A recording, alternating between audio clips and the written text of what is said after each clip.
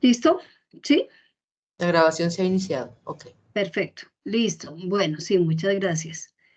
Bien, entonces les comentaba que esta es la último encuentro que tenemos en el curso taller de escritura académica, tanto para la especialización en pedagogía y la maestría en educación de la Universidad Pedagógica Nacional.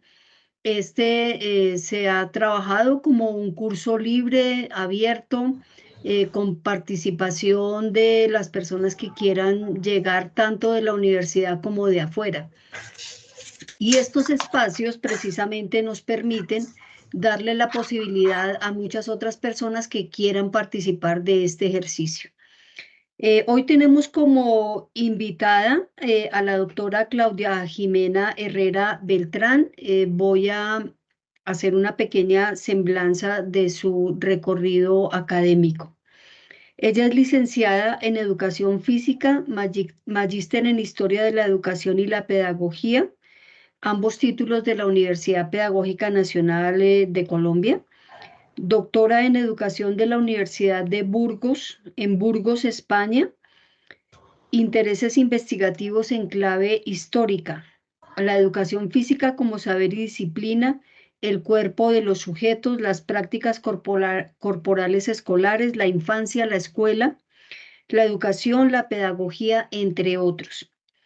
Profesora de la Universidad Pedagógica Nacional desde el año 82, Facultad de Educación, 86, perdón. Facultad de Educación Física y Facultad de Educación, Departamento de Posgrados, Maestría en Educación y Especialización en Pedagogía, coordinadora de los programas, representante profesoral durante 11 años, actualmente es directora del Departamento de Posgrados según vigencia y pertenece al grupo de investigación, educación, pedagogía y subjetividades. Investigación y publicación con otros grupos de la universidad. Hace parte del grupo Lectura en Voz Alta desde hace casi 20 años y allí se han realizado ejercicios escriturales, 500 palabras, 1000 palabras, etcétera.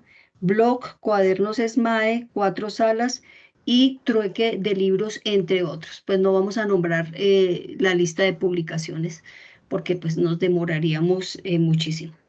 Entonces, Claudia Jimena, pues bienvenida a este espacio de encuentro. Pati, muchísimas gracias a ti y a Carolina por la invitación.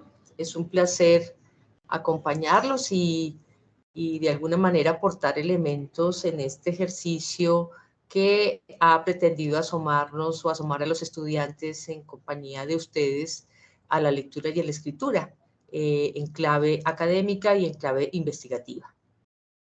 Sí, sí, muchas gracias. Esta es una experiencia que pues por primera vez estamos realizando en el posgrado y pues queremos que tenga también una amplia difusión entre todos los participantes. Entonces, bueno, vamos a arrancar por mencionar algo de tu trayectoria como investigadora. Entonces, pues, ¿qué ha sido para ti la escritura? Ahí tenemos como 3 preguntas en una. ¿Qué ha sido para ti la escritura? ¿En qué se ha concentrado en relación con la investigación? Y si le has dado lugar a otras prácticas escriturales.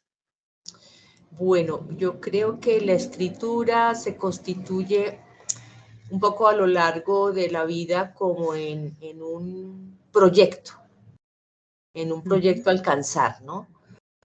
Un poco desde la propia experiencia, he sido una lectora compulsiva desde muy pequeña. La infancia, la adolescencia, la juventud fueron momentos de la vida siempre acompañada de libros y esas lecturas generaron efectivamente como la pregunta por la escritura, en qué momento estaré en condición de escribir, ¿no? Asomarse a tipos de escrituras tan fantásticas como las que iba leyendo, desde los cuentos de infancia, las obras de ficción, la poesía que fue tan importante, la novela, para luego entrar en el ensayo que hoy por hoy me gusta particularmente. El ensayo es una maravilla de ejercicio escritural que está muy fuertemente relacionado con la investigación. Entonces, digamos que traer todas estas lecturas y una serie de preguntas que me inquietaron a lo largo de la formación tenían, digamos, como un propósito: quiero escribir, quiero poder decir lo que tengo para decir, lo que encuentro posible. Pero eso no era fácil, no era tan sencillo entrar en esa lógica. Si bien venía de un colegio como el pedagógico, en donde leer, expresar, narrar elementos era fundamental, pues la escritura no tomó tanta forma. Y en el ejercicio como profesora de educación física, la formación, y luego profesora de la misma facultad y del mismo programa, pues era todo un reto que, digamos, que se fue consolidando, pero que, claro, cuando me animé en la maestría, a hacer la maestría en Historia de la Educación, pues digamos que fue el zoom, ¿no? Cómo escribir y preguntarme y escribir en torno a mi interés, que en su momento era el cuerpo.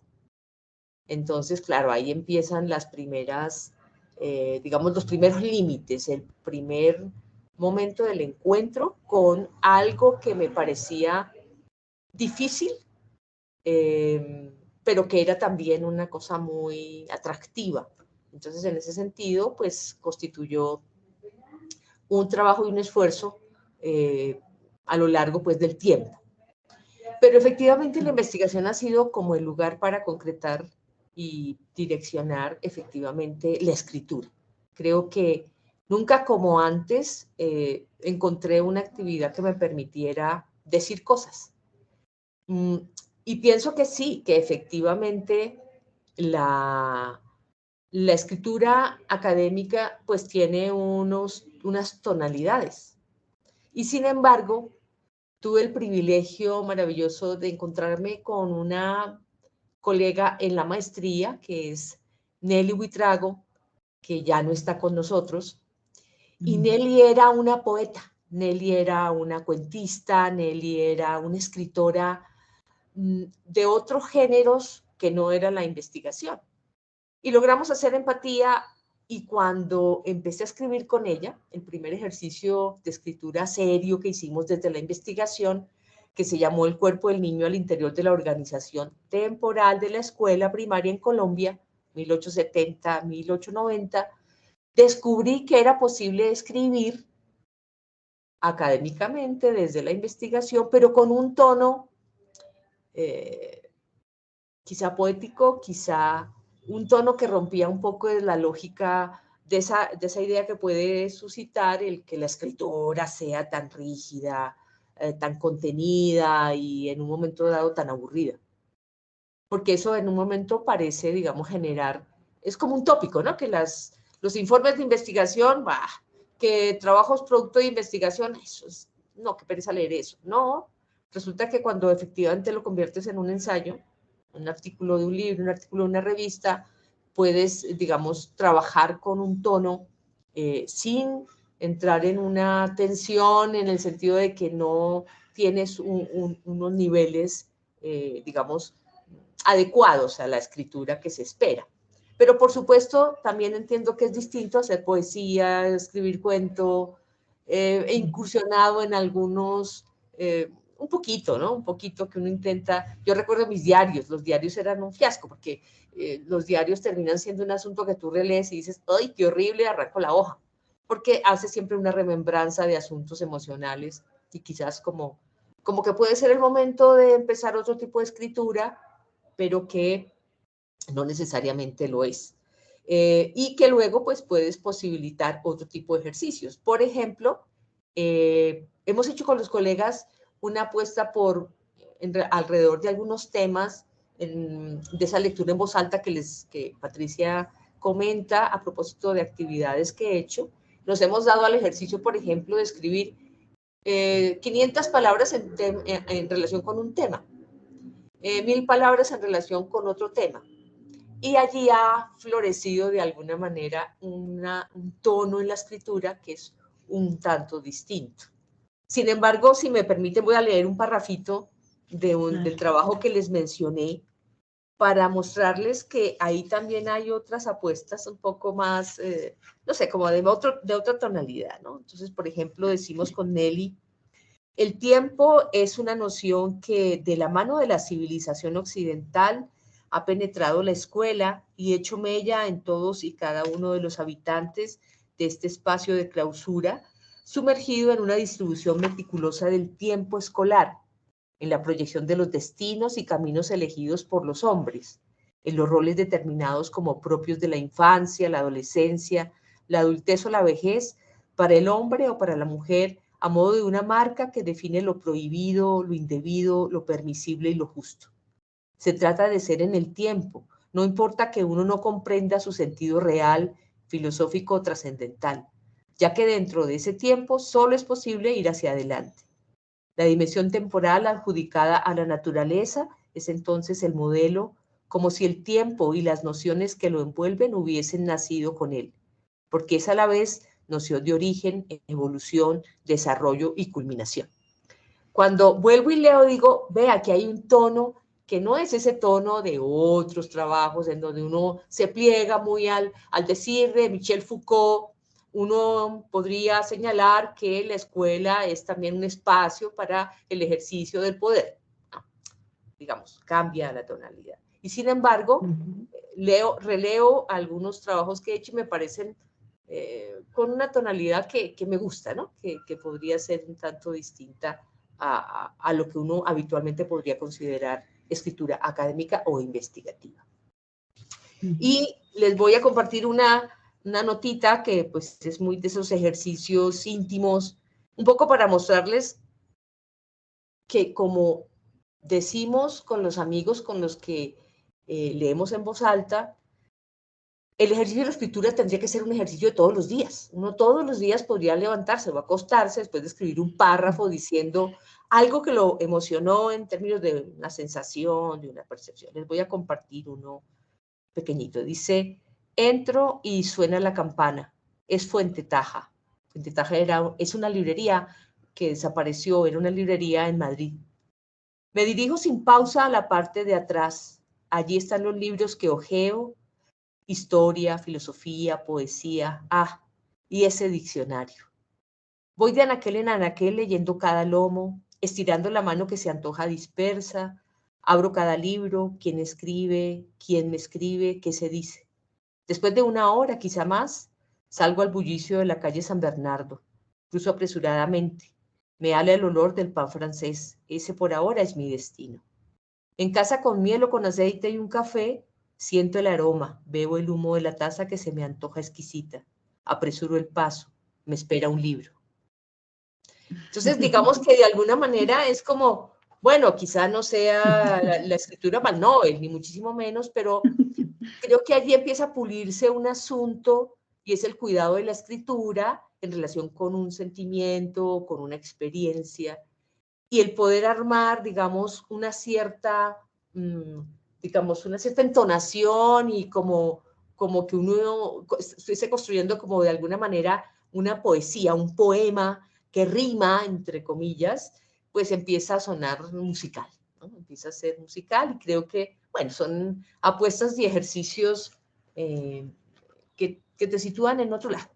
Eso sería para ti como es para comenzar el tema. Sí, en realidad pues nos estás dando una provocación, ¿no? Con esos dos textos que nos has leído, porque lo que yo percibo es que una cosa es leer para comprender algo, leer para entender, para interpretar el mundo, como a veces nos pasa a nosotros cuando hacemos un pregrado o bueno, o cuando lo hacemos por placer. Y otra cosa es leer para escribir. O sea, son como dos momentos distintos, pero en lo que percibo que tú señalas es que cuando empiezas a escribir es cuando empiezas a hacer la maestría. Obviamente en el pregrado tuviste que escribir muchas cosas, pero digamos la escritura propiamente dicha, atada como a la pasión y al deseo, empieza como en la maestría. Sí, es ¿Sí? una urgencia, es una urgencia. O sea, lees tanto que hay un momento en que dices, tengo que escribir algo. Me suscitan cosas. Lo que le decimos a los estudiantes, cuando usted quiere escribir y está la hoja en blanco, de alguna manera significa que falta lectura, porque la lectura suscita el pensamiento y en ese sentido es que es posible plasmar ideas, vincular ideas, etc. Vale, y cómo entonces vamos atando desde esa necesidad de escribir, desde ese querer decir, que es como el deseo de decir, hacia la investigación? Porque generalmente atamos la investigación con esos textos como un poco fríos, acartonados, duros, difíciles de leer, pero ¿cómo empezaste a enlazar esa relación entre la escritura como y el deseo y la pasión? Bueno, yo, ahora que me lo preguntas, quizás es la primera pregunta, digamos, la pregunta o la primera vez que me hacen ese tipo de preguntas, en el sentido de cómo ha fluido. Yo creo que el tema también tiene que ver con la investigación misma, porque, por ejemplo, yo les cuento aquí muy velozmente, mi pregunta después de mucho trabajar con mi tutor en su momento de la tesis de maestría, tenía que ver ya no con el cuerpo con el que llegué en esa idea amplia que jamás tendría final, sino que se concreta en la escuela. ¿Qué le pasó en la escuela al cuerpo de los niños? ¿Qué sucede con eso? Entonces, en la investigación, con tantísimos documentos que revisé, lo que empieza a aparecer es una categoría, si uno podría decir, práctica corporal escolar. Las prácticas corporales, ya no era la educación física como la preocupación central, sino que descubrí en esa cantidad de revisión documental que con el cuerpo se hacían muchas cosas. Y empezó a resonar una cosa maravillosa. Entonces, por ejemplo, el silencio, el tiempo, la alimentación, el castigo. Y me empecé a topar con autores como, por ejemplo, Peter Burke, con un texto maravilloso que se llama Hablar, Hablar y Callar, creo que es el texto, que es un texto también de un análisis con documentos concretos, pero también muy dado a permitir una escritura mucho más libre, ¿sí? No tan, digamos, no tan acartonada. Y fueron surgiendo como los temas que empezaron a apasionarme. Entonces, por ejemplo, yo me he volcado para pensar cosas como el tiempo, el espacio, el silencio, y eso me ha permitido la alimentación, decir un montón de cosas en clave, digamos, de esos temas de investigación y que han resultado en la escritura muy ricos de leer, ¿sí? Yo creo que a los autores hay también que encontrarles ese lado, porque a veces no es solamente que te ofrecen la categoría para trabajar en investigación, sino que resultan tan bellos en su escritura que casi que es como leer poemas, ¿no? Aquí veo que tengo algunos de mis estudiantes queridos de SPI acompañando la sesión y ellos dirán con certeza que leer, por ejemplo, Nietzsche, La genealogía y la historia de Michel Foucault, es leer un poema. Claro, pues, ay, a ver, profesora, usted está exagerando. No, no, no, tiene unos momentos, unas frases, una construcción muy bonita, un uso del lenguaje que se ambiciona, digamos, ojalá uno pudiera escribir un poquito medianamente cercano a lo que ellos hacen, ¿no?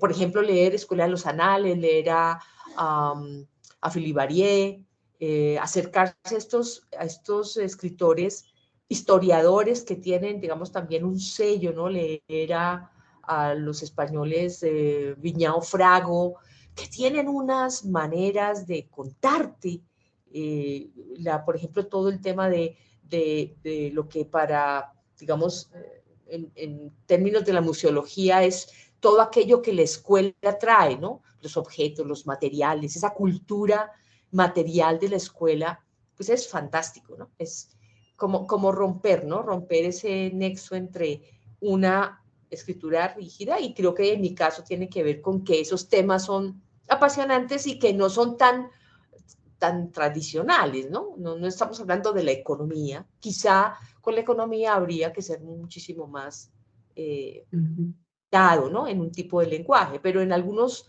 casos, como por ejemplo hablar del silencio, te permite un poco volar en términos de poder poner elementos mucho más de la emocionalidad, no por ello menos valiosos en términos de la investigación, diría en concreto.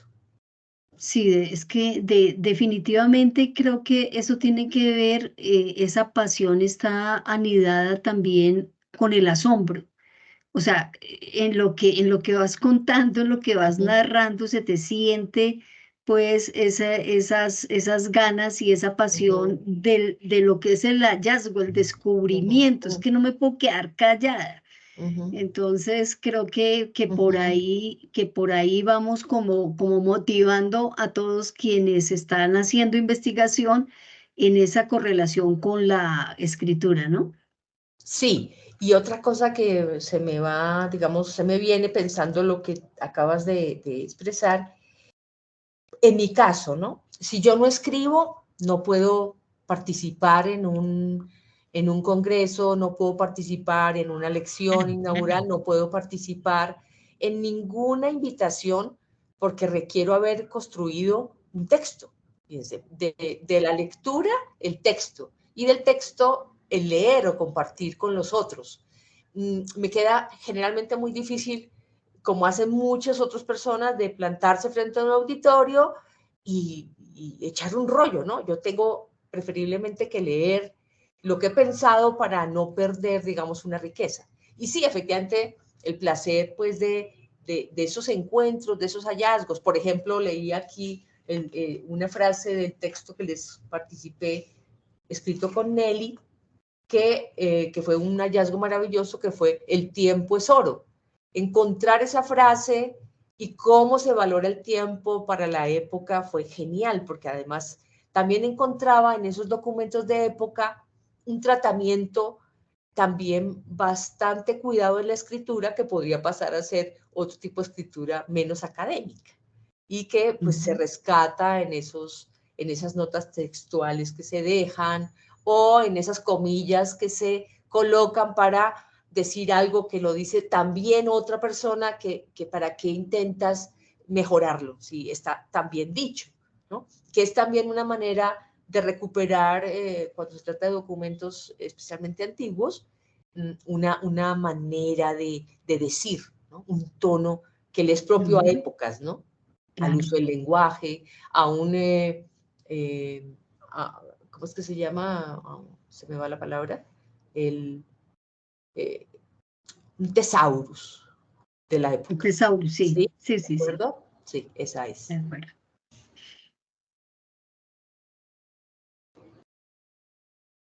No se escucha, Caro. ¿Tienes micrófono?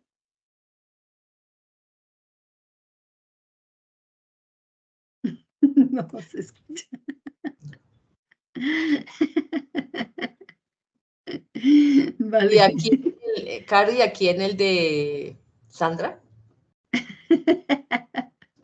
Bueno, perfecto, no pasa nada, no pasa nada, bien. Bien, bueno, entonces continuamos con esta conversación, precisamente yéndonos hacia el tema, pues, de la correlación entre escritura e investigación, ¿no? Muchas veces escuchamos que la escritura académica es restringida, o sea, como que aprieta, como que constriñe con sus reglas, que nos limitan un poco también como ese deseo de decir o esas posibilidades de ampliar un poco más.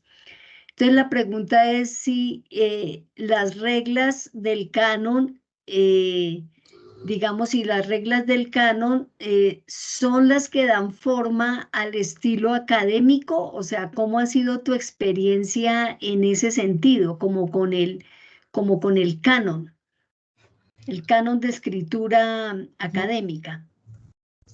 Pues bueno, Si a mí me piden escribir un informe de investigación, me parece de lo más aburrido. Porque el informe de investigación te ofrece, digamos, 5 o 6 entradas que debes cumplimentar y que son entradas que no dan posibilidad de otra cosa, ¿sí?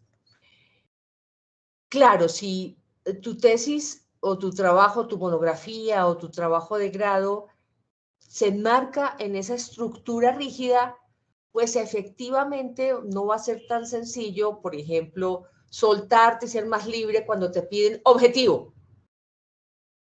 marco teórico, que te pide justificación, y eso que la justificación podrías volar un poquito, pero aún así es rígida. Sin embargo, no sé, como que diría el profesor Bustamante, el método lo escoge a uno, ¿no? Con el trabajo Foucaultiano yo entré a la maestría y hubo 2 líneas fuertes en la maestría para abordar, que fueron la historia social y la historia desde la genealogía, la arqueología y la genealogía Foucaultiana, en el que yo me inscribí. Cuando, digamos, llego a ello, pues por supuesto, ¿cómo escribir en esta perspectiva?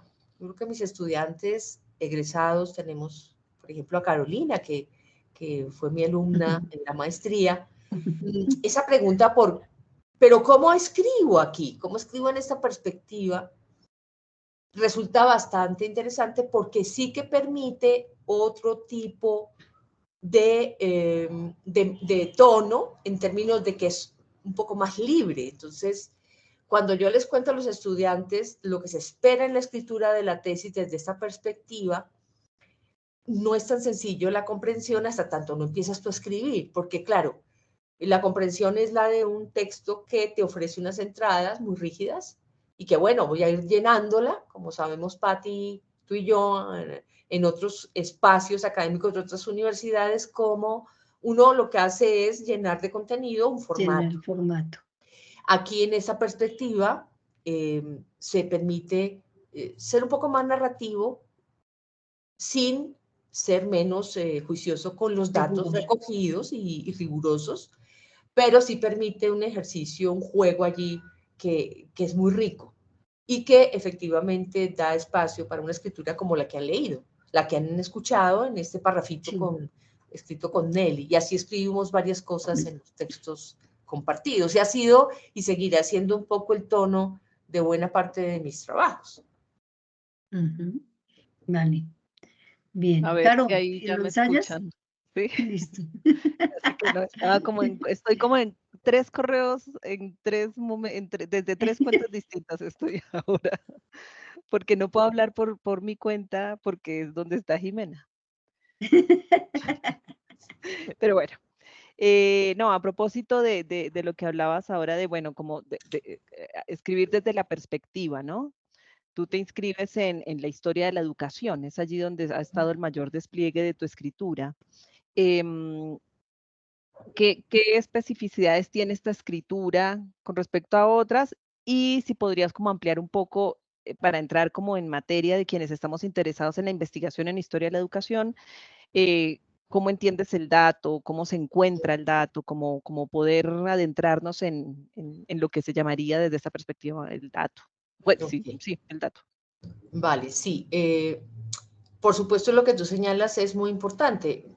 Para mí la mirada es fundamentalmente histórica, pero es una mirada histórica que no se ocupa de la historia en tanto historia para dar cuenta de un periodo. Digamos, se ubica en la pregunta del presente, que echa hacia atrás la mirada y se encuentra con un momento en que es posible interrogar el presente para decir, mire que esto hoy tiene unos matices de allá, pero es otra cosa. Es decir, es poder entender cómo algo llegó a ser lo que es. En ese sentido es que entiendo la historia, ¿no? Que es una mirada bastante Foucaultiana, arqueología, genealogía. Hace un tiempo en la maestría nos dimos a una tarea muy chévere que era preguntarnos desde las diferentes perspectivas por el dato. Cómo desde cada perspectiva el dato, si es que existía el dato, tenía lugar. Entonces diríamos, el dato efectivamente deja de ser una intuición primera, deja de ser la opinión general, deja de ser, digamos, el inicio, o mejor el decir y el comentario general por el que muchas veces llegamos a las investigaciones o a los temas de investigación. Necesitamos elementos para que aquello que nos hemos preguntado efectivamente pueda ser respondido de manera rigurosa, por no decir científica, en clave de no solamente la intuición, sino qué recogí a lo largo de la investigación que pueda dar cuenta de eso que me pregunté, o no. Entonces, el dato constituye para la perspectiva, podríamos equiparar el dato con el enunciado. El enunciado para Foucault, efectivamente, es lo último que se obtiene después de hacer un trabajo que pasa por una revisión documental, por una lectura y tematización, que pasa por una organización semántica, por una organización de significado, por la selección de unas categorías, por la migración de unas notas textuales, para luego ir dando cuenta de una emergencia de los enunciados, dirá Foucault, que resultan pocos, pero que eso poco es lo que nos va a dar cuenta del modo de ser del pensamiento de la época en torno a la pregunta que hemos hecho. O sea, el dato constituye un elemento central. Entonces, cuando pensamos en el dato en la perspectiva, y en mi caso es que yo necesito documentos desde los cuales dar cuenta de la pregunta que me he hecho en términos de un momento histórico. Y eso implica una lectura. O sea, yo no puedo hacer, diríamos con Foucault, genealogía, no puedo analizar si no tengo suficientes enunciados que permitan el análisis de por qué eso se dio de esa manera y no de otra, qué fuerzas entraron en juego, cómo cambió, qué había antes, qué hay ahora. Entonces, el dato constituye para cualquier investigación, la que sea, el elemento puntual desde el cual se va a escribir a propósito de la escritura. Si no tenemos esos datos, no hay cómo escribir, porque de otra manera estaríamos lucubrando, diciendo cosas que nos vienen y que al final, digamos, darían cuenta de unas primeras intuiciones que si pasamos a lo largo de la investigación y no usamos lo que recogimos, pues al final la pregunta sería, ¿para qué hizo la investigación si usted terminó diciendo lo mismo con lo que arrancó porque no hizo uso de los datos? Los datos deben ser procesados y analizados desde una técnica.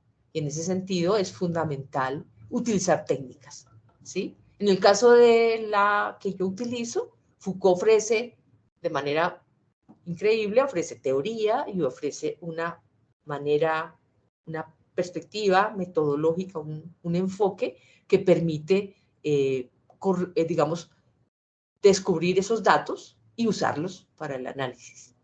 Pero en otras investigaciones siempre habrá necesidad de que los datos recogidos se tamicen, se valoren, se organicen para que efectivamente nos dé como resultado unas categorías que permitan decir cosas, que no se queden en el sentido común y en la mera intuición inicial. Sí, de lo que hablas me surge una duda y es que dijiste que lo poco puede ser representativo en el dato y en la mirada histórica.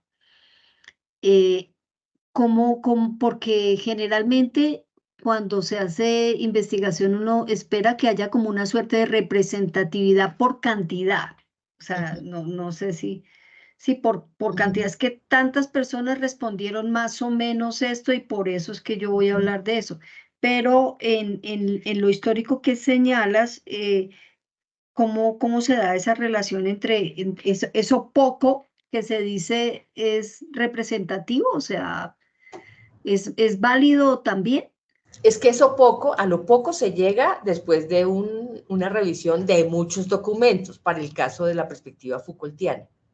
¿Por qué? Porque uno lo que hace es revisar en un periodo diferentes superficies sobre las cuales, digamos, se imprimen unas ideas. Entonces, cuando hablamos de superficies, hablamos de la prensa, la normativa, los manuales escolares, los tratados, los textos de expertos. Son muchos documentos. Lo interesante es que con Foucault uno va de una masa documental inmensa a unos poquísimos enunciados. ¿Por qué? Porque al final en una época lo que circula es poco. Lo que pasa es que pulula en toda la discursividad susceptible de ser revisada. Avisos de prensa, informes más serios, fotografías incluso, pero los enunciados son pocos, dirá Foucault. O sea, es una masa documental amplia, pero cuando tú vas pasando por ese sedazo, lo que encuentras son pocos enunciados. Por ejemplo, yo me pregunté por la educación física, por la corporalidad, la educación física, y fíjense que una de las cosas que salió fue el tiempo. Yo no me había interrogado por el tiempo como algo que tenía que rastrear, que es una cosa interesante de la perspectiva, y es, tú haces preguntas y vas a responder lo que encuentras, a partir de lo que encuentras, no vas a forzar la documentación para decir lo que quieras. Y eso pues tiene unas implicaciones muy interesantes porque uno puede terminar desplazándose de la pregunta inicial, y no está mal. Porque cuando tú dices, yo quiero mostrar qué pasó en tal época, pues vas a mostrar lo que pasó en tal época.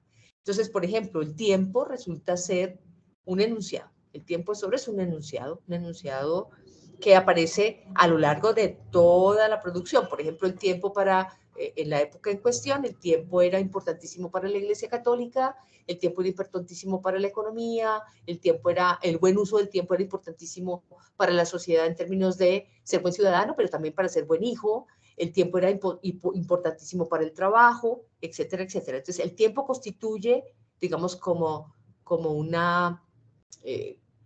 un centro en donde también es posible pensar el cuerpo del sujeto. Entonces, por ejemplo, cuando uno piensa en el tiempo y la educación física, el ejercicio, uno dice, nosotros hacemos en las clases de educación física una serie de prácticas encaminadas a reducir el tiempo que el sujeto utiliza para tal o cual actividad, ¿sí? Y eso significa una optimización en juego con un sistema capitalista, un sistema que nos atraviesa, o sea, no es una cosa ingenua, está ahí. Entonces nosotros hacemos un ejercicio. Entonces, fíjense, todos esos documentos que se revisaron, 222 publicaciones de cabo a rabo que revisé, que fue especialmente de prensa y de revistas, pues se recoge de manera importante ese enunciado, el tiempo. Ese fue uno de los resultados de la investigación. Sí, muy, muy importante el asunto del dato. Sí. Adelante, Caro. No, pregunte que ahí tiene otra pregunta atravesada, yo sé. No, a propósito del dato, ¿no? No, muy importante porque muchas veces, sí, nosotros cuando hacemos investigación encontramos más de lo mismo, ¿no? Pero también se trata de saber escarbar para poder decir y por tanto escribir algo distinto, porque si no, pues, ¿qué sentido tiene la investigación, ¿cierto? Sí. O sea, ese dato efectivamente, pues, es el eje del proceso de análisis y el otro 50% está en el investigador, a ver de qué es lo que tiene con su acervo de lectura también, para poder ver un poco más allá de lo que hay en los datos, ¿verdad? Claro, porque además lo que estás leyendo te permite poder explicar el fenómeno encontrado, ¿no? Porque, por ejemplo, en esta investigación también los números son importantes, la cantidad, el número, los datos. Por ejemplo, cuando estás intentando hacer investigación sobre las escuelas, pues efectivamente tienes que revisar y atender el dato de los niños escolarizados en las épocas, de los maestros que habían titulados para esas escuelas, del número de escuelas. Es también, digamos, eso, por ejemplo, habla de una preocupación social en términos de escolarizar a los niños y jóvenes, ¿no? El número también tiene un lugar, no es que la narrativa desborde y diga, ay, no, el número no me interesa, no, el número es fundamental porque además diríamos es una cualidad, ¿no? Entonces no sería un asunto que sacáramos digamos, del panorama, pero que además, Pati, también permite verificar cosas. ¿Por qué? Porque es que la investigación también termina siendo parte también de premisas. Entonces, la educación ha mejorado en Colombia. Ok. Entonces yo avanzo en ello, pero resulta que ha mejorado. Ha mejorado en términos de espacios. Bueno, de 100 escuelas pasamos a 3.000 escuelas. Eso quiere decir que hay una mejora sustancial en términos de espacios, de la arquitectura, Pero como la educación no es solamente ese asunto de la estructura y el espacio, habría que ver y corroborar los otros asuntos. Que los maestros han aumentado. Sí, pero no tanto. Entonces entramos a mirar. La formación se ha quedado corta. El maestro, tal. Y empiezas a plantear, digamos, unas relaciones particulares en términos de la investigación misma que te has propuesto. Es decir, hay un valor, hay un juego que permite análisis en términos también de la cantidad. Sí, sí, claro, no en vano muchos investigadores hablan del peso de los datos, ¿no? O sea, que hay un momento en la investigación en que la cantidad de datos pueden aplastarlo, aplastar al investigador, porque con todos esos datos ya no sabe ni qué va a hacer, ni por dónde va a ir, y se puede perder en ese laberinto de datos, ¿no?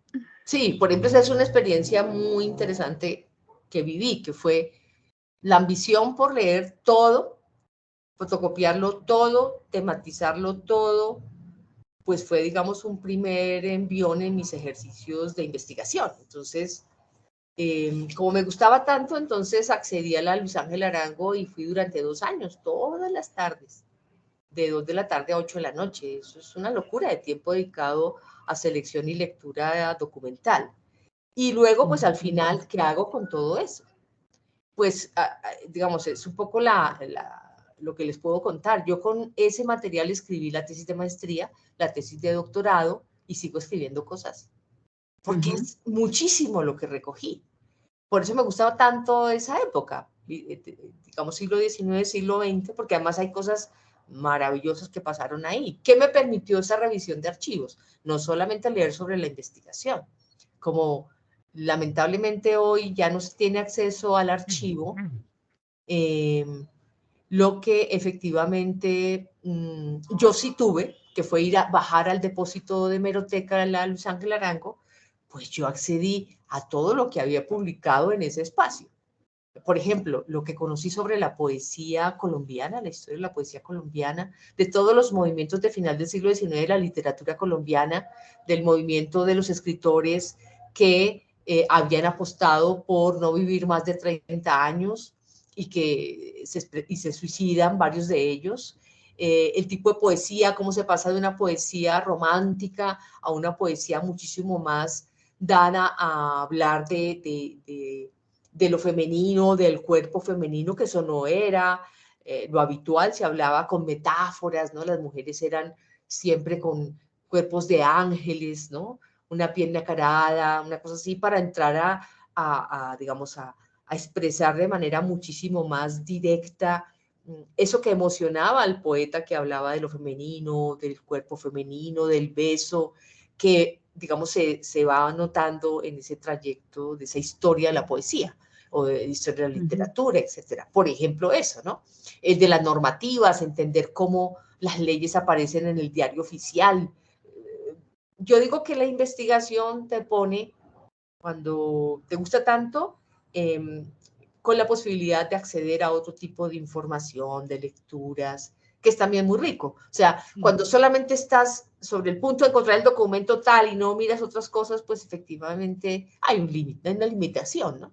Y pues es como el consejo también, permitirse que otras cosas atraviesen. Lo que pasa es que hoy el tiempo nos agobia, entonces queremos rápidamente que la tesis o el trabajo salgan rápido porque pues la economía y el tiempo no lo exigen, pero efectivamente la investigación y la lectura, que luego se convertirá en una escritura de ese ejercicio investigativo, sí remite a muchas otras cosas muy interesantes. Bueno, Caro, no sé si le damos curso a una pregunta que aparece acá, porque está muy correlacionada con lo que estamos hablando en este mismo momento. Y pregunta Miguel Martínez, profesora Jimena, ¿podría ampliar su experiencia en el análisis de la estadística escolar desde el enfoque arqueológico, arqueogenealógico? Gracias. Vale. Todo tiene que ver con la pregunta de investigación, por supuesto. Si la pregunta está direccionada, digamos, y considera de manera importante esos datos obtenidos o que se reflejan y se recogen en la documentación, pues efectivamente esos datos son analizados en clave de lo que tú señalabas al comienzo, de una cantidad, una disminución, una ausencia. Por ejemplo, estadísticamente el número de mujeres que estudió, de niñas que estudió en la primera mitad del siglo XX, especialmente en la primera y segunda década, es menor. Entonces, por ejemplo, hay una serie de informes que se recogen en los informes de los inspectores de educación, en donde dan datos exactos de la cantidad de niñas y niños que hay en las instituciones. Entonces, ese dato constituye un dato importante para decir, no son, digamos, no podríamos generalizar que niños y niñas estuvieron, sí podemos decir cuántas niñas, y eso nos permite en términos de los análisis decir, la pregunta sería, ¿qué es lo que hace que las niñas no vayan a la escuela en la cantidad que van los niños? Entonces suscita unas preguntas nuevas. O sea, efectivamente, el dato permite plantear unas preguntas en clave Foucaultiana y es, ¿cómo hago yo para interpretar este asunto? O sea, no es tanto como, digamos, literal, por supuesto, hay 20 niños por 3 niñas. ¿De qué nos habla esto? Nos habla de no están las niñas allí. La pregunta sería, ¿qué hace que las niñas no estén allí? ¿No se educaban? No, pues resulta que una proporción se educaba en casa. Otra proporción recibía educación mínima, en tanto había unos roles que se esperaba la mujer cumpliera. Entonces, la investigación en términos de la cantidad tiene un valor en clave que permite preguntarse la diferencia, el aumento, etcétera, etcétera. ¿Por qué más mujeres? ¿Qué pasó con esa cantidad de mujeres maestras? Ah, bueno, es que había poca opción de formación en otros ámbitos.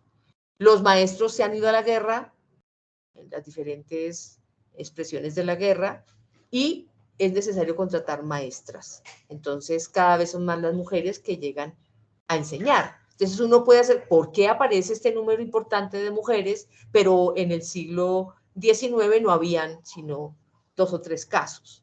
Por ejemplo, ¿por qué hay 10 o 12 mujeres dirigiendo colegios privados, y cada vez son más las mujeres? ¿Qué es lo que, la pregunta sería, qué hace que las mujeres sean o se les dé este carácter de directoras? Por ejemplo, uno encontraría allí que ellas, primero, hacen parte de la clase alta colombiana y son esposas, hijas, familiares de políticos. Entonces ellas están y han sido formadas en Europa. Entonces esa formación, ese vínculo permite que sean las directoras, ¿no? Acosta Samper, por ejemplo, ¿no? Eran las directoras tremendas, eran más duras que los mismos directores de colegios. Entonces, ¿por qué son tan rígidas? Es decir, esa cantidad podría explicar otros asuntos a partir de preguntas que se suscitan en esa, digamos, en esa valoración de los datos, digamos, más numéricos.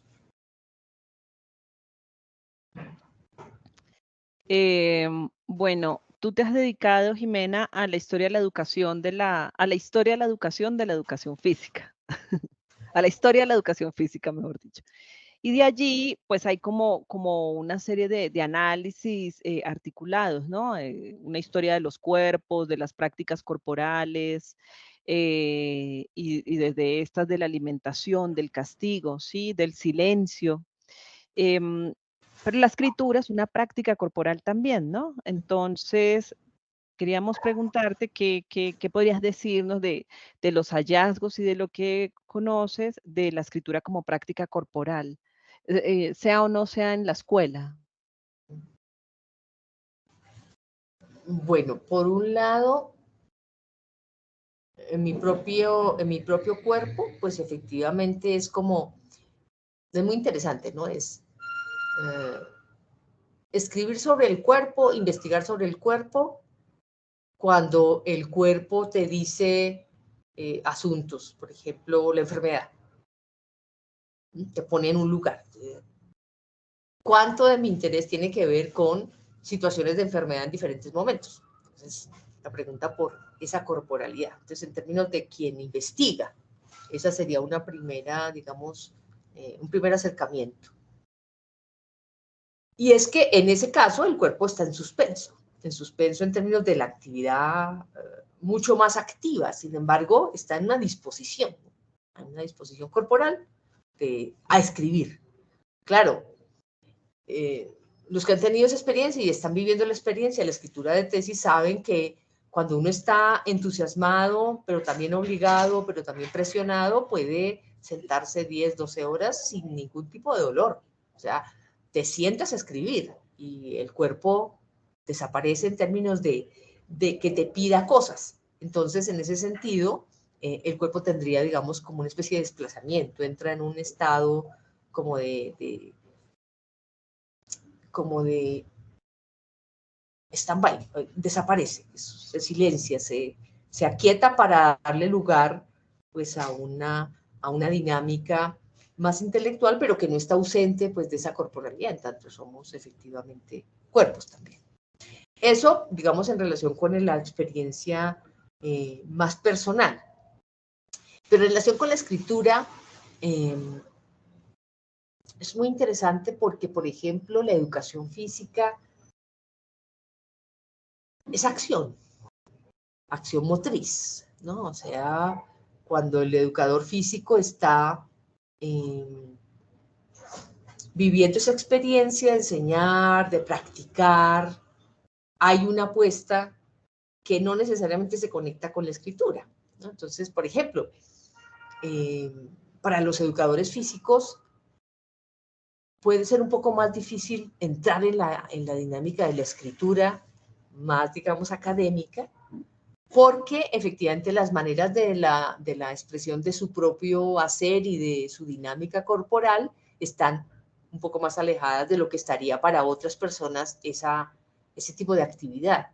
Entonces, ¿de qué manera un profesor de educación física se enfrenta? Hemos tenido un montón de colegas de educación física en nuestra maestría y en la especialización, en unos ejercicios muy interesantes, ¿no? De grandes dificultades a superarlas, a mejorar, digamos, una manera o encontrar en la escritura un volcar de una expresión y una sensación y una dinámica corporal propia, ¿no? Es decir, me hace decir, debo decir sobre el cuerpo, es requisito, o sea, hay un impulso de la escritura en ese sentido.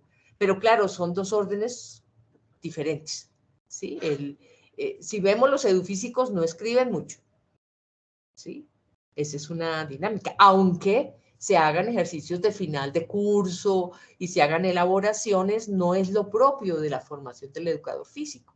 Sin embargo, hoy encontramos cada vez más esas producciones también en el orden, digamos, nacional. Tenemos universidades en Antioquia, tenemos universidades en Atlántico, colegas, profesores, cada vez más escritores. En Argentina tenemos un montón de colegas dedicados, educadores físicos dedicados a la investigación y a la escritura. Yo creo que el tema, lo que confluye es ese interés de la investigación del educador físico que le obliga necesariamente a decir algo.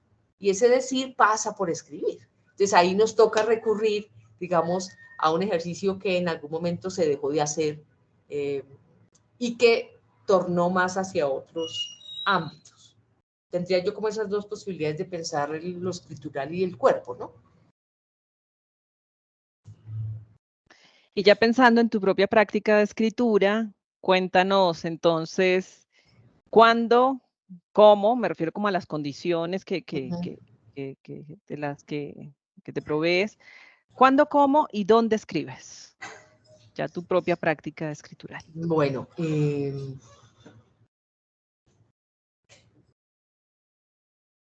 Cuando la necesidad lo ha requerido, pues he escrito todo el día, la noche, la mañana, la madrugada, ¿no? Sabemos los que hemos hecho tesis lo que significa estar a punto de terminar un plazo y tener que entregar un producto y bueno, estás en el ejercicio. Pero claro, hay una dinámica de un espacio cómodo, de un lugar bien iluminado, donde tengo los materiales que voy a utilizar, me rodeo de los libros, me rodeo del café, del agua, dependiendo del momento en el que estoy, entonces hago uso de ciertos recursos en el mismo computador. Por ejemplo, cuando trabajo con las bases de datos, cuando trabajo con las temáticas, entonces las dejo abiertas, diferentes ventanas para atraer el libro que voy leyendo, el documento que voy, digamos, recordando esta idea. Construyo mapas, he hecho en grandes hojas, estas de papel periódico, he hecho mapas para establecer las relaciones entre los diferentes conceptos que quiero, digamos, mostrar, las relaciones las escribo para poder tenerlo claro y que cuando entro a la redacción no me olvide, porque una vez se entra en la lógica de fluir y de pronto, wow, me perdí, yo para dónde voy. La estructura que he construido me sirve muchísimo, ¿no? Que es un poco la invitación a construir una matriz antes de lanzarse a la escritura, que quiero, a dónde quiero llegar, qué tipo de relaciones puedo establecer y cómo voy a mostrar eso que quise llegar y a lo que alcancé, porque si no, pues nos perdemos en el mar pues, de la escritura y de la reflexión. Efectivamente es mi casa, pues el estudio es fundamental. Cuesta muchísimo más trabajar, por ejemplo, cuando tengo que hacer ejercicios escriturales en la oficina.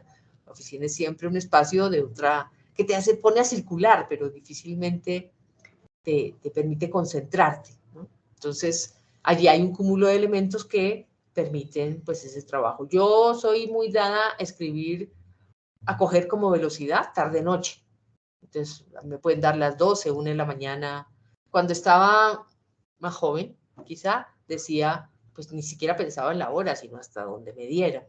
Hoy digo, no, dejé algo para mañana porque pues hay que hacer otras cosas, pero efectivamente me pueden dar, el buen ritmo lo agarro a las 10, 11, 12, cuando me doy cuenta es la 1 de la mañana. Entonces, es también como ese ritmo, hay que encontrar un ritmo, hay que darse también la oportunidad del ritmo, porque algunos son de madrugada, yo conozco colegas que a las 5 de la mañana están sentados trabajando, o a las 4 o a las 3, yo moriría a las 3 de la mañana.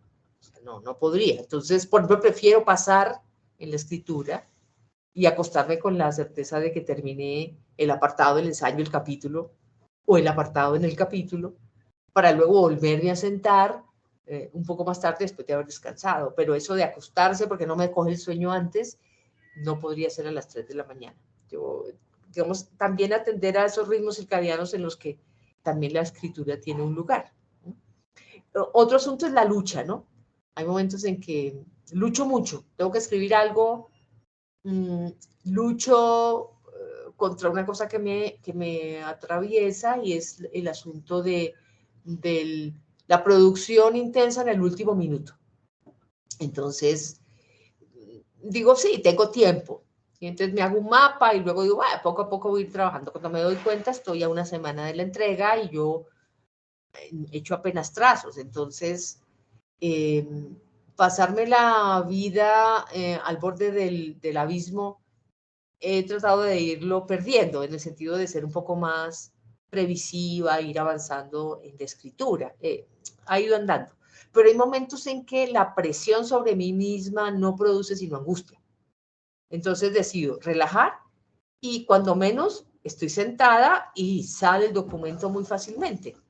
Pero hay otros momentos en que efectivamente la lucha por sentarse pues no genera más que angustia. Es como también encontrar esos ritmos. Pero por supuesto hay que librar, hablábamos con el profesor Aliex el sábado, uno libra batallas importantes con uno mismo a propósito de la dificultad de ser disciplinado, de ser organizado, de regular la escritura, porque es como decía en un momento con Patricia, hay que poder decirnos hay que escribir diariamente. Si yo quiero escribir una tesis, tengo que soltar la mano, soltar el pensamiento, soltar la mano, porque de otra manera, un mes antes de entregar la tesis no fluye nada. No fluye porque tengo muchas cosas para decir, pero no sé por dónde arrancar. Me das la entrada para una de nuestras preguntas, ya acercándonos al cierre, y es al taller de escritura, que es de donde se desprenden estas conversaciones. Los asistentes más interesados que llegan están en proceso de tesis o de trabajo de grado. Entonces, esta pregunta es así como muy puntual. Sí. Consejos o tips en torno a la escritura que le darías a los tesistas que nos acompañan en este espacio, el taller, o en este espacio, si aquí tenemos tesistas en los participantes del día de hoy. Bueno, la primera, por supuesto, dotarse de un espacio, un rinconcito amable, que les guste. Eso es primero. O sea, uno tiene que sentirse cómodo. Si lo perturba el aire, la luz, el viento, el vecino, la mamá, no es el espacio. Hay que dotarse de un espacio en donde sea posible trabajar. Segundo, tips.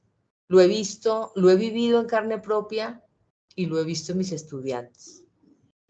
Todo lo que usted escriba, mándeselo a su correo. Súbalo a la nube. Yo perdí información, mis estudiantes han perdido información y eso es absolutamente demoledor, ¿sí? Cuando usted va a un archivo, recupera, va 2, 3 meses, tiene una información fantástica y se le perdió la información, se le dañó el computador, nadie le pudo ayudar a recuperar nada, usted se piensa en renunciar. Entonces, ojo, eso hay que hacerlo. No puede uno ser tan confiado. Ese sería un segundo tips. Tercero, lo que les decía. Yo he insistido con el cuadernito, que uno anda con el cuadernito y escribe ideas, va en el bus y, uy, pum, el cuadernito porque le vino, porque sabemos que el que está trabajando en una tesis empieza a pensar en la tesis el primer día de clases y hasta que no se gradúa la tesis no lo abandona. Entonces, el cuaderno es fenomenal, la libretita para anotar esos asuntos que van siendo interesantes. Y cuando nos agobia el tema de poder escribir, yo creo que, lo dije antes, hay que escribir todos los días un párrafo. Permítanselo, que termine siendo la escritura una cosa natural en su diario vivir. O sea, escriba, haga unas memorias, lo que sea, que se le vino la imagen que vio en el bus, pues escríbala, porque efectivamente el que usted de manera natural aborde el teclado, coja el teclado y suelte y escriba un párrafo que luego revise y ajuste, que corrija ortografía, va a hacer que usted poco a poco entre en la lógica de la escritura como una práctica normal. No lo deje para el último día, es mortal. El último día no hay sino sufrimiento, porque está toda la información, todas las lecturas, pero cero de práctica escritural. Esos serían como los tips a propósito de lo que uno podría intentar. La disciplina, sobre todo, también, ¿no? Disciplinarse. Voy a escribir todos los días de 5 a 7. Vale. Se sienta y escribe. Que no le fluyó mucho, no importa, de lo que pueda escribir. Y eso es una práctica que va ganando confianza y hábito. La disciplina y el hábito son fundamentales para lograr avanzar en los trabajos de tesis. Bueno, no, pues rituales, ¿no? Sí. La escritura necesita los rituales y cada uno va construyendo sus propios rituales que tienen que ver pues con el espacio, lo que has dicho, ¿no? Con recoger en la nube todo lo que vamos construyendo, con la libretita de apuntes que decía Edgar Allan Poe, la marginalia, ¿no? Todo lo que se va escribiendo al borde de los libros que vamos leyendo, esas notas al margen son fundamentales a la hora de escribir. Y por supuesto, pues escribir todos los días. Parece ser que la escritura pues no deja, aparte de ser una pasión, no deja de ser un sufrimiento. Y que a lo mejor solamente paramos de sufrir, como dice por ahí una de esas iglesias, cuando publicamos. o cuando entregamos el trabajo, ¿no? Entonces, pues es un esfuerzo constante, es una disciplina y un esfuerzo prolongado, pues que hay que aprenderlo y que seguramente todos lo hemos padecido.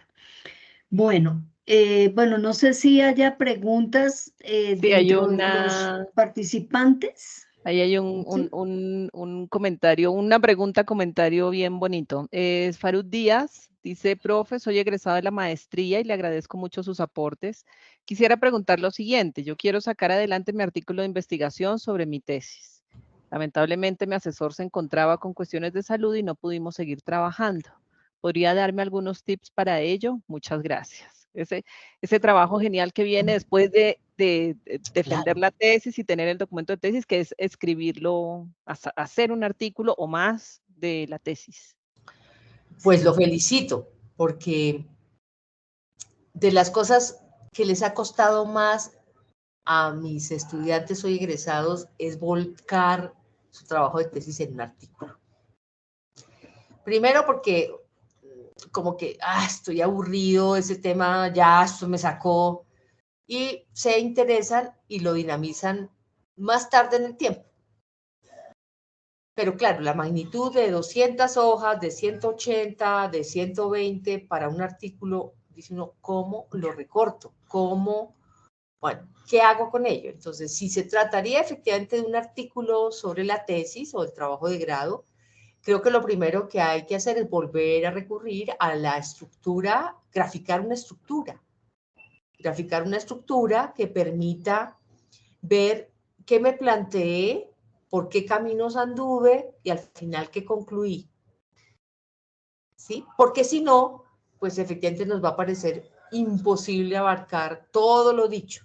En cada apartado, pues efectivamente poner los subtítulos para decir qué podría decir en este apartado, en aquel otro. Es decir, ir de manera muy, muy, muy puntual sobre aquello que quiero decir, leerlo primero, recoger unas ideas centrales, evitar copiar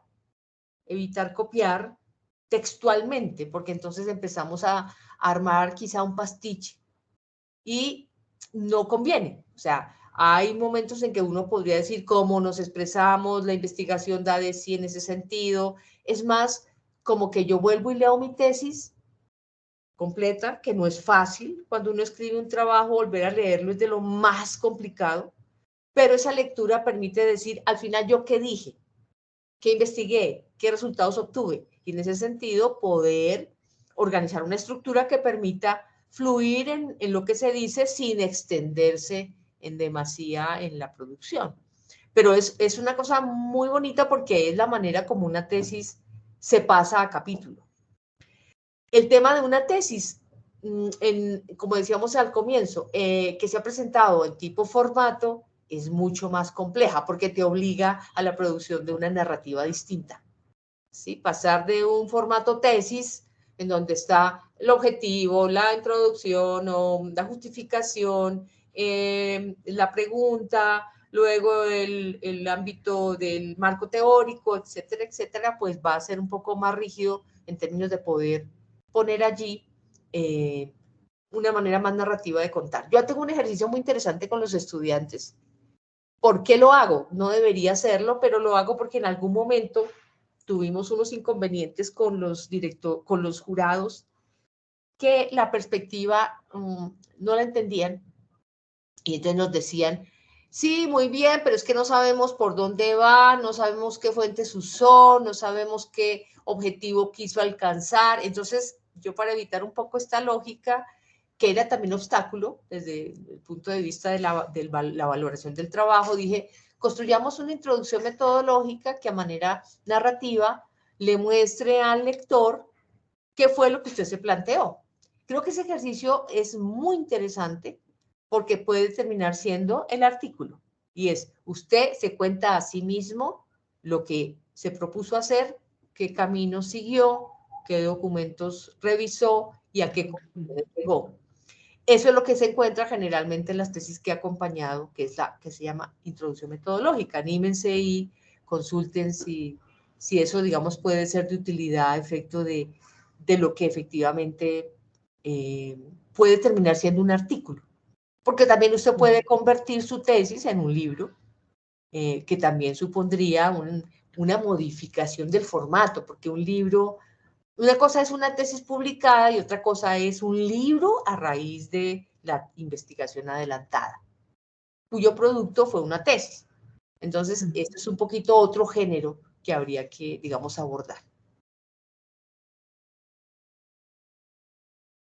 Sale otra pregunta y es si nos puedes contar en ese acompañamiento que has hecho, ¿cuáles ves que han sido los mayores obstáculos que tienen los estudiantes al escribir? Y relacionada con eso, los miedos, ¿por qué los miedos a escribir? ¿Qué has encontrado tú en tu experiencia acompañando tesistas? Bueno, por ejemplo, el conocimiento de la lengua. Increíble, ¿no? Una cosa es hablar, una cosa es la cotidianidad del habla y otra cosa es la lengua, el lenguaje, la escritura en la lengua de uno. Son dos cosas diferentes. Entonces, uno de los problemas es lo coloquial que resulta la escritura. ¿Sí? Y no estoy hablando de una escritura aburrida ni densa, estoy hablando de las maneras distintas que significa hablar y escribir. Lo mismo que yo digo, pasado a la escritura, toma una forma distinta. Para el estudiante, ese es un primer obstáculo. ¿Cómo decir eso sin que suene a comentario de pasillo con el amigo? ¿Sí? Ese es un elemento fundamental. Segundo, la escasa experiencia que han tenido los estudiantes escribiendo. Otra es las pocas lecturas. Cuando uno no tiene lecturas, ¿qué dice? Esa es una pregunta. O sea, yo puedo tener una muy buena escritura en términos de conocimiento de la gramática, un trabajo con la lengua bien adelantado, pero no tengo cosas para decir.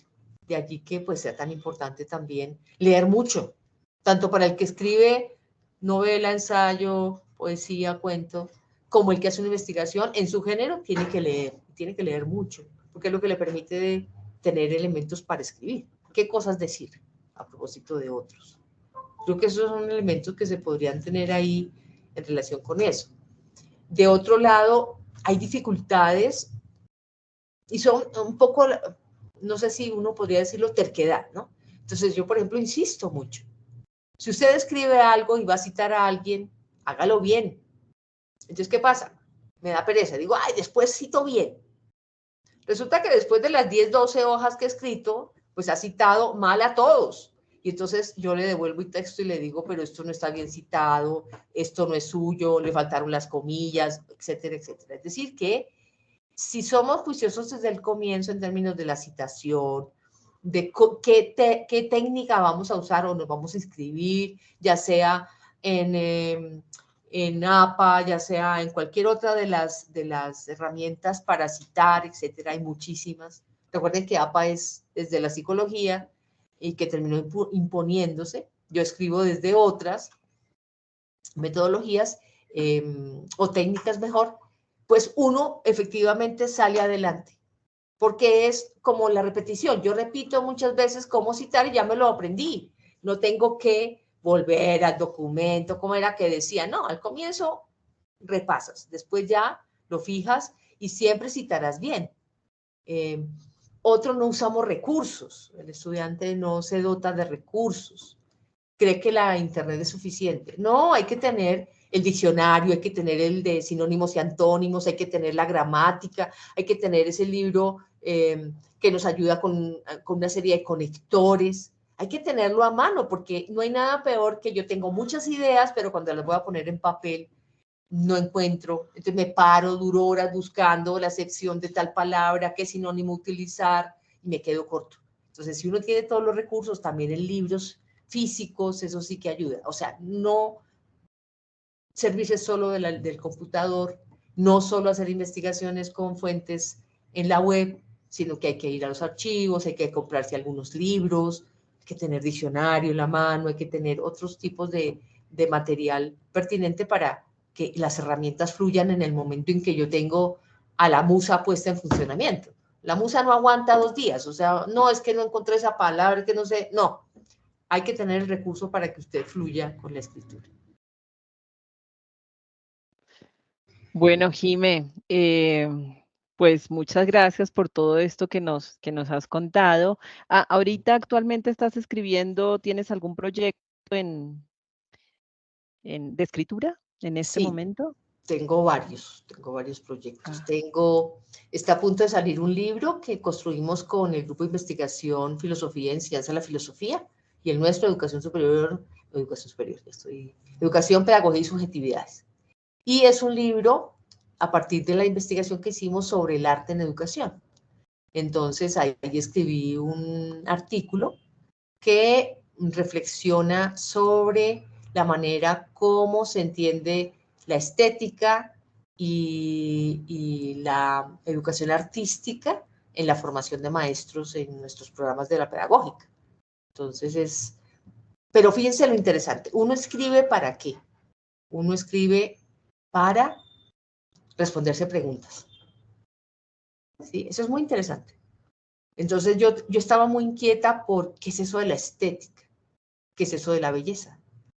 Porque hablamos de educación artística, ¿sí? Y porque hablamos de el arte en la escuela, ¿sí? Y me llevó a la filosofía, por ejemplo. Entonces es una revisión desde la filosofía de la concepción de estética, de belleza, de verdad en términos de los filósofos, y pues es muy rica en relación a la propia respuesta que obtengo. Es una búsqueda para dar lugar a una inquietud que se plasma en términos de una pregunta que está, digamos, por fuera. Esa sería una primera cosa que estoy en ello. Tenemos un proyecto de facultad en donde se está escribiendo sobre la guerra, la paz en la Facultad de Educación, cómo se ha entendido el concepto de paz, etcétera. Y lo estoy trabajando históricamente desde la escuela, como un lugar bombardeado, digamos, desde fuera, por la ideología y la política, la guerra de las escuelas, por ejemplo, pero también el tema de la corporalidad en la escuela a propósito del castigo corporal, pero también cómo se ha invertido el lugar del alumno. Ya el alumno no es el castigado, ahora es el maestro el amenazado y el golpeado por el alumno. Entonces, digamos, moviéndome ahí en esa dimensión. Y estoy ahí con la intención de, no es la intención, ya están dando, de publicar las 2 tesis que he realizado. Ya voy trabajando, cerrando casi el primer capítulo de las 2 tesis que hice, maestría y doctorado en relación con la historia de la educación física, prácticas corporales y escuela nueva en Colombia. Entonces, saldrá a la luz prontamente ese ejercicio. Chévere, chévere, ese último me gusta. Bueno, Jimena, pues muchas gracias por tu tiempo y por compartir con nosotros en este espacio. También muchas gracias a las personas que entraron a esta conversación. Pues seguimos aquí en el taller de escritura. Tuvimos 2 invitadas este semestre. Esperamos el otro semestre seguir abriendo estos espacios de conversación en donde podemos como conocer a los investigadores desde otro lado, ¿no? No solo su obra Sí. y lo que leemos, sino también eso, ¿no? Y cómo hace para escribir y cuáles líos tiene y cómo fue que empezó a escribir. Creo que ha sido algo como interesante para el espacio del taller. Nuevamente, me imagino que Patti lo hizo al comienzo, invitarles a todos al taller de escritura que está,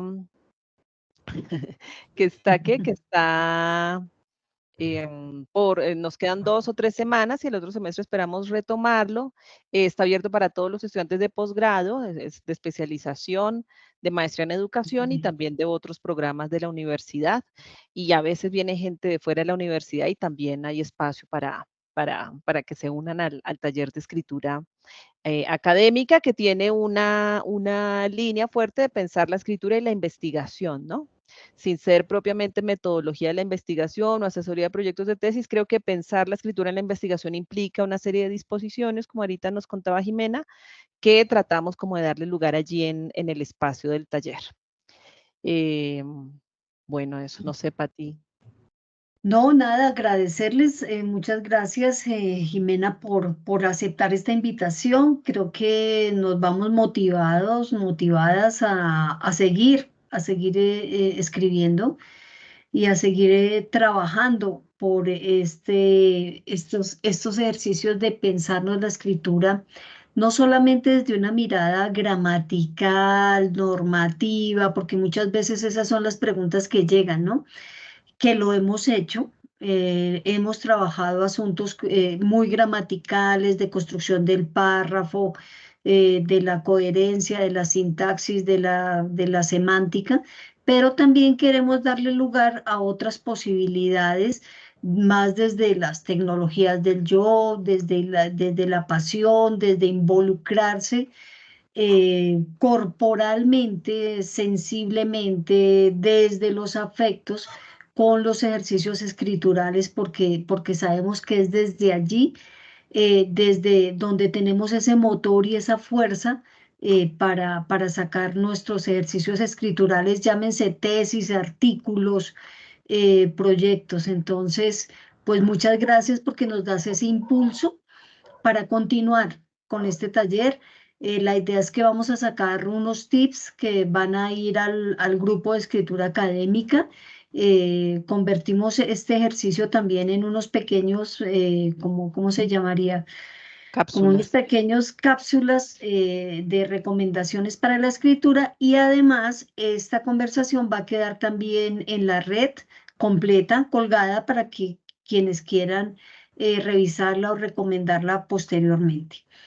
Entonces, bueno, con esto cerramos también nuestro ejercicio, y pues muy contentas de haber hecho este tránsito, este trayecto en este semestre en la especialización y en la maestría. Entonces, muchísimas gracias. Yo a Muchas ustedes gracias. agradecerles la invitación y animarlas a continuar como hasta ahora lo han hecho, que ha sido una dinámica muy bonita y muy de estímulo para esos proyectos en los que se nos paraliza el corazón y que disfrutamos tanto, ¿no? Es poner allí todo. Entonces, qué rico que continuemos con estas apuestas. Y pues la invitación de hoy, genial. Siempre me gusta compartir lo que he hecho a lo largo de estos, muchísimos años de docencia y de trabajo con la universidad. Así que pues animarse todos a escribir. Bueno. Bien, por favor, Jimé, ¿podrías cerrar la grabación de la sesión? Creo que diste inicio para cerrar, por favor. Muchas Chao, gracias. gracias, que estén bien. Chao.